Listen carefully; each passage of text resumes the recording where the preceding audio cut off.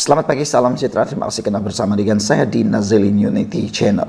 Isu yang hangat pagi ini ialah melibatkan pengumuman daripada Anwar Ibrahim yang mengejutkan Muhyiddin Yassin. Anwar berkata, kerajaan pusat akan terus kekal dan kukuh lepas PRN. Tindakan Muhyiddin Yassin dan beberapa pemimpin besar dalam Perikatan Nasional mengatakan bahawa kerajaan pimpinan Anwar Ibrahim akan tumbang pada bulan Ogos ini adalah satu tindakan yang memang seperti yang dikatakan oleh Anwar Ibrahim mungkin hanya angan-angan biasa atau hanya mimpi. Teruskan bermimpi kerana kata Anwar Ibrahim hari ini pagi awal subuh ini Anwar Ibrahim akhirnya mengumumkan apa yang ditakuti oleh Muhyiddin Yassin, iaitu kerajaan pusat akan terus kukuh dan kekal lepas PRN. Ini sudah terjadi kerana memang kita tidak menafikan Perikatan Nasional telah pun memberikan satu tentangan yang sengit, tetapi mereka tidak berjaya menambah kerajaan negeri. Mereka masih kekal memerintah di 3 buah kerajaan yang mereka perintah sebelum ini, iaitu di Kedah, di Kelantan dan di Terengganu. Walau bagaimanapun impian mereka untuk merampas Selangor yang boleh disebut sebagai bapa kepada semua Dewan Undangan Negeri tidak kesampaian. Lebih-lebih lagi di Negeri Sembilan begitu juga. Dengan itu impian mereka untuk mahu mewar-warkan lagi atau mau bercakap lagi bahawa kerajaan pimpinan Anwar Ibrahim akan tumbang hanyalah mimpi di siang hari, kata Anwar Ibrahim. Kerajaan pusat akan tetap kukuh selepas pilihan raya di 6 buah negeri, kata Perdana Menteri. Bagi pihak kerajaan perpaduan saya ingin memberikan jaminan, terutama kerajaan persekutuan yang terus kekal dan kukuh selepas PRN ini, kata Anwar Ibrahim. Pilihan raya hari ini menyaksikan Perikatan Nasional menambah penguasaan dengan menang bergaya di negeri masing-masing, di samping mengasak gabungan PH dan BN di Selangor, Negeri Sembilan dan Pulau Pinang, kata Anwar Ibrahim. Pemimpin kanan PN Abdul Hadi Awang semasa tempoh berkempen sebelum ini mendakwa akan berlaku perubahan kerajaan pusat jika keputusan hari ini memihak kepada mereka. Malaysia kini mempunyai undang-undang anti lompat parti bagi mengekang anggota parlimen melompat parti. Bagaimanapun sesebuah parti itu boleh mengalihkan sokongan kepada sesuatu gabungan. Sementara itu Anwar juga berkata pemimpin kerajaan juga akan terus bertungkus lumus bekerja untuk membangunkan Malaysia Madani yang diilhamkannya. Kata Anwar Ibrahim, insya-Allah mulai Isnin kita akan terus bertugas, bukan sahaja seperti biasa, tetapi lebih tekun dan keras bekerja supaya Malaysia akan mencipta kejayaan yang dibanggakan, kata Anwar Ibrahim. Sementara itu berucap di Pusat Dagangan Dunia di Kuala Lumpur sebentar tadi, Anwar mengucapkan penghargaan kepada parti-parti kerajaan kerana berjaya mengekalkan kemenangan di 3 buah negeri. Ini berlaku kerana pemufakatan yang tercapai dan terjalin di kalangan semua parti dan rakan-rakan dari parti Sabah Sarawak, walaupun tidak bertanding, turut memberikan dukungan yang cukup hebat kepada semua lain, kata Anwar Ibrahim. Anwar juga menyeru semua pihak menghormati keputusan rakyat, bersilaturahim dan menjaga keamanan negara susulan keputusan hari ini. Berikut rumusan keputusan pilihan raya negeri hari ini. PHBN hilang majoriti 2/3 dalam Dewan Undangan Negeri Dun Selangor. PN menambah kerusi di Pulau Pinang. Daripada kosong dalam pilihan raya umum lalu, PN kini mendapat kerusi di Negeri Sembilan. PN mengukuhkan penguasaan dengan menang besar 4-2 di Kelantan, 43-2 di Kelantan. PN menyapu bersih 32 kerusi di Terengganu.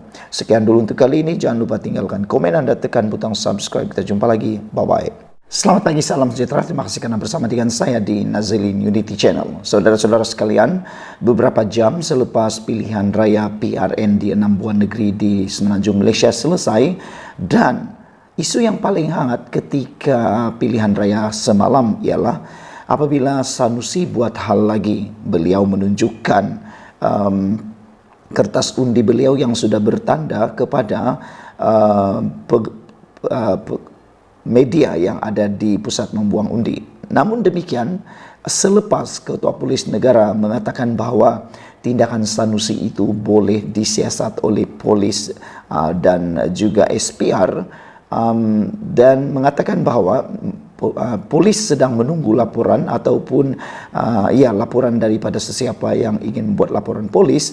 Tiba-tiba Sanusi tampil memberikan kenyataan yang mengejutkan kita semua.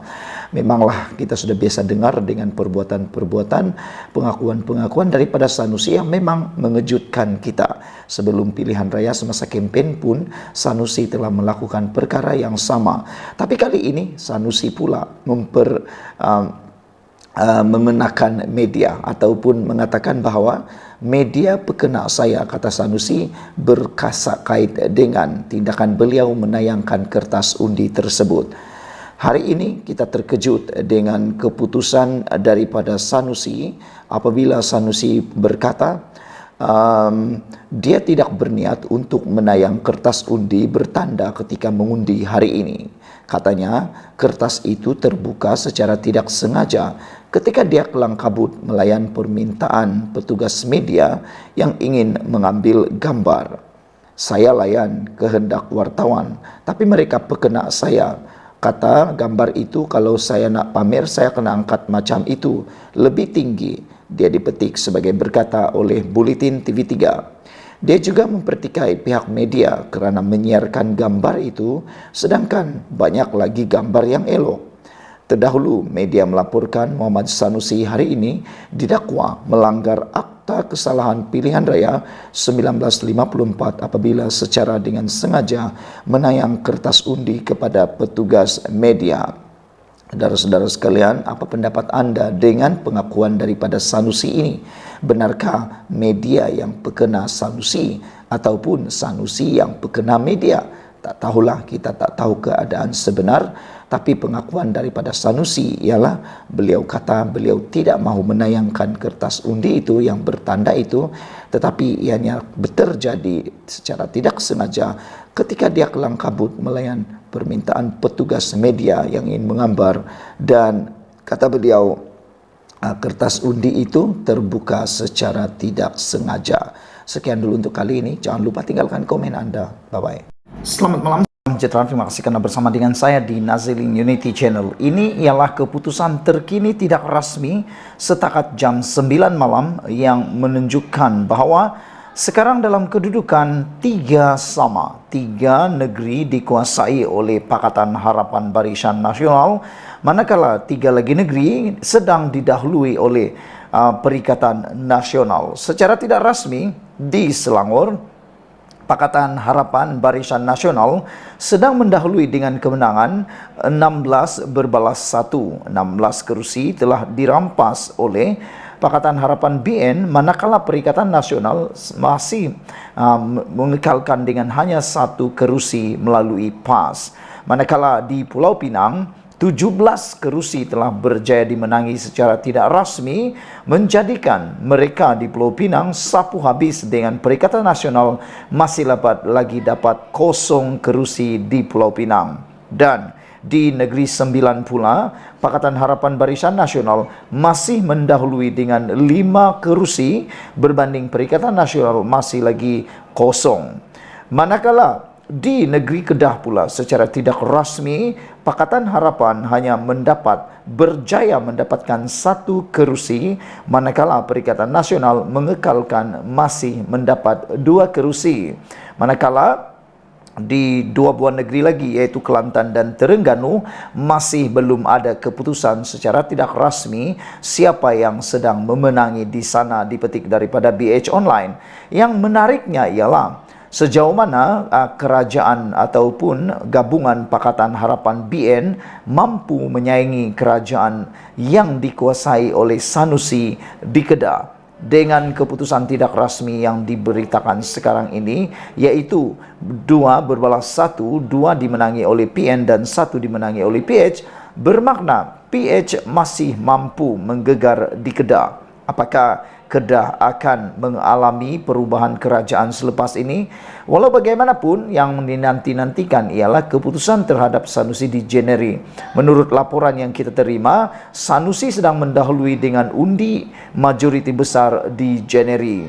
Walaupun Sanusi mungkin akan menang di sana, tetapi adakah mungkin di kawasan-kawasan lain akan terjejas undi terhadap Perikatan Nasional? Saya bacakan kepada anda secara tidak rasmi pada 8.45 malam sebentar tadi, PAS mendahului 42 kerusi Dewan Undangan Negeri DUN di Kelantan, manakala Barisan Nasional BN dan Pakatan Harapan PH mendahului di 3 DUN, yaitu DUN Galas, Paloh dan Melur. Dan secara tidak rasmi juga, calon PAS DUN Kijang, Dr. Izani Hussein, menang selepas memperoleh 14.552 undi, mengalahkan calon BN Haris Hussein dengan majoriti 9.908 undi. Manakala secara tidak rasmi, PN juga menang di DUN Sungai Limau melalui Muhammad Azam Abdul Samad, Perikatan Nasional, dengan memperoleh 17.293 undi, manakala Siti Balkis Hussein PH memperoleh 3.170 undi. Manakala yang mengejutkan ialah calon PN bekas pemain bola sepak, bukan dia, yaitu Muhammad Razimad Amin mendahului dengan 5.770 undi berbanding calon PH Datuk Seri Mahazir Khalid yang hanya mendapat 3.419 undi setakat ini. Ini ialah pertarungan yang kita tunggu-tunggu juga, kerana Datuk Seri Mahazir Khalid ialah bekas orang yang pernah menang di kerusi di Kedah.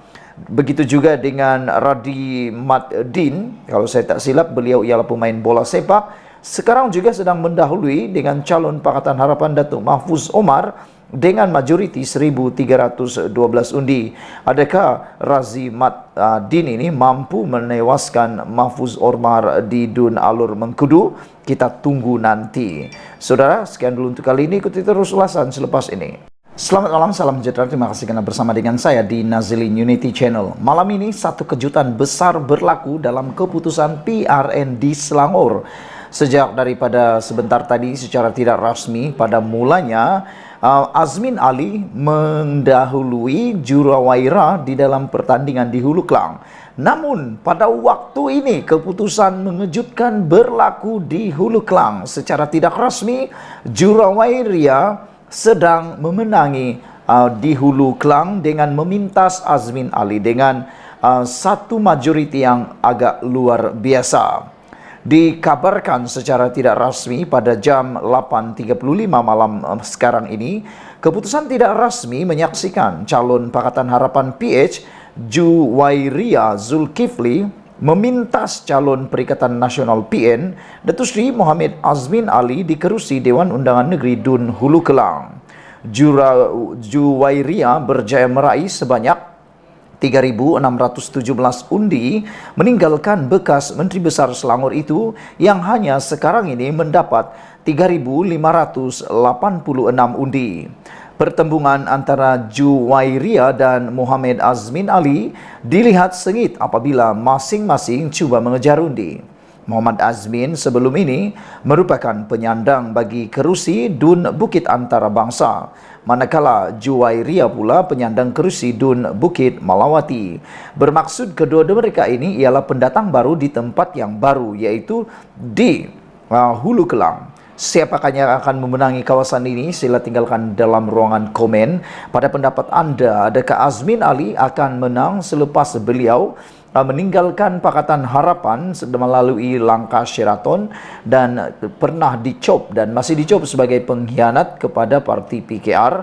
Dan adakah Juwairia yang sanggup berlawan dengan Azmin Ali, walaupun beliau sebenarnya selesa di tempat lamanya, tetapi sanggup untuk menyahut cabaran?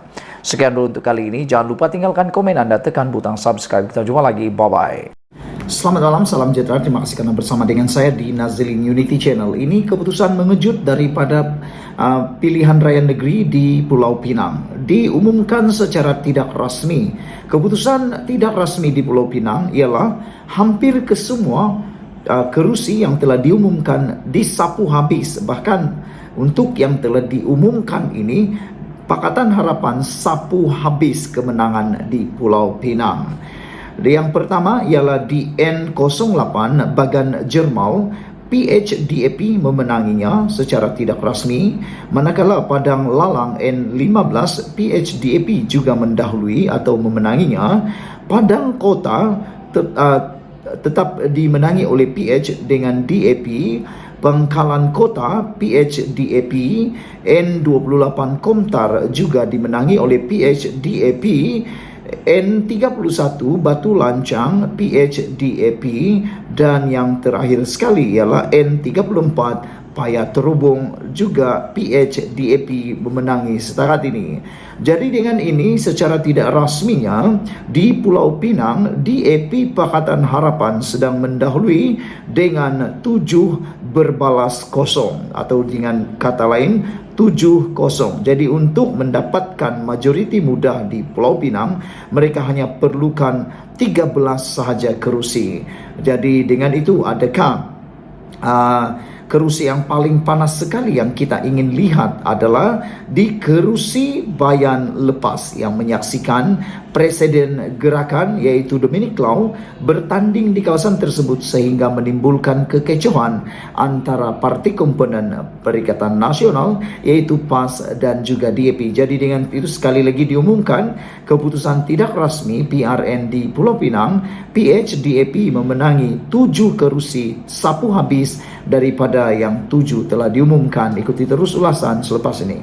Selamat malam, salam sejahtera. Ini keputusan terkini secara tidak rasmi pilihan raya PRN 2023. Dipetik daripada utusan online.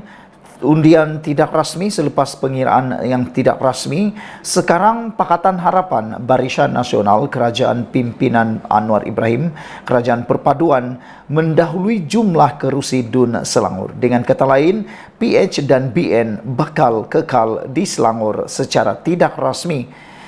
Pakatan Harapan dan Barisan Nasional BN, PHBN mendahului 20 kerusi daripada 56 kerusi DUN yang dipertandingkan dalam PRN 2023. Ini berbanding Perikatan Nasional yang dilihat ketinggalan 6 kerusi dan memerlukan lebih banyak kerusi untuk membentuk kerajaan negeri dengan majoriti mudah 26 kerusi. Berdasarkan keputusan tidak rasmi ini, PH dan BN masing-masing mendahului dengan 19 dan 1 kerusi daripada Barisan Nasional. Saudara-saudara sekalian, adakah dengan keputusan yang diumumkan secara tidak rasmi ini akan membawa kemenangan besar kepada Pakatan Harapan BN dan akan tumbangkah? Azmin Ali di Hulu Kelang. Sekian dulu, ikuti terus ulasan selepas ini.